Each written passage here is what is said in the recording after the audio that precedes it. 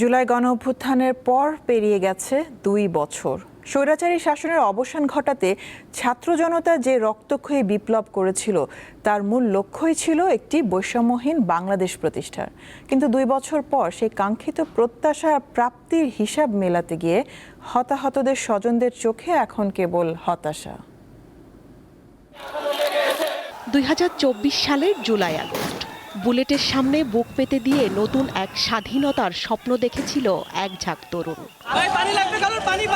১৮ জুলাই তৃষ্ণার্ত মানুষকে পানি খাওয়ানোর সময় গুলিবিদ্ধ হন মীর মুগ্ধ। আর ৫ আগস্ট যাত্রাবাড়িতে পুলিশের বুলেটে চিরতরে নিজের এক হাত হারান শিক্ষার্থী হাফেজ মোহাম্মদ হুসাইন। বিপ্লবের ২ বছর পেরিয়ে গেছে, ক্ষমতার পালাবদল হয়েছে। তবে যে পরিবর্তনের জন্য এতগুলো জীবন গেল তার প্রাপ্তি কতটুকু?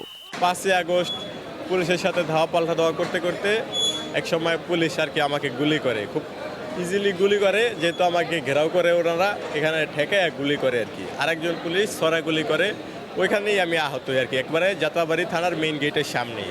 ভাবছিলাম মরেই যাবো, একেবারে শেষ প্রহর গুনতেছি। ওই সময় বড় ভাইয়া আমার ট্রাউজার দেখে আমাকে ওই ভ্যাঙ্গার থেকে টেনে বের করছে। চাওয়াগুলো পূর্ণতা আসলে তখনই পাবে যখন এই দেশের মানুষ, প্রত্যেকটা মানুষ সৎ হবে। এক হাত হারানো হুসাইনের চাওয়া মানুষ যেন তার বাক স্বাধীনতা ফিরে পায়, এগিয়ে যায় দেশ।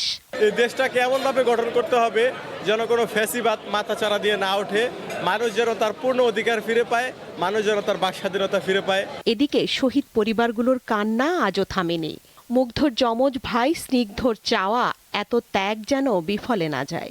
যারা জুলাইতে তাদের সর্বোচ্চ ত্যাগ দিয়েছে, আমার ভাইয়ের মতন যারা শহীদ হয়েছে, যারা আহত হয়েছে, তারা কিন্তু রাস্তায় এসেছিল। সব থেকে বড় যে তাদের প্রত্যাশা সেটি ছিল এই যে ফ্যাসিস্ট রাষ্ট্র কাঠামো আছে, সেই রাষ্ট্র কাঠামোর পরিবর্তন।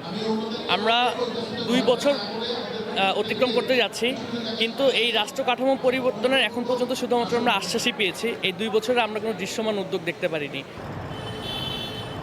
বৈষম্যহীন সমাজ গড়ার যে প্রত্যাশা নিয়ে গণ অভ্যুত্থান হয়েছিল, সেই স্বপ্ন এখনো অধরা। জুলাই বিপ্লবের প্রকৃত প্রাপ্তি তখনই আসবে যখন দেশের প্রতিটি নাগরিকের অধিকার ও সুশাসন নিশ্চিত করে মানবিক বাংলাদেশ গড়ে উঠবে। স্বস্তিকা সিংহ, দীপ্ত সংবাদ, ঢাকা।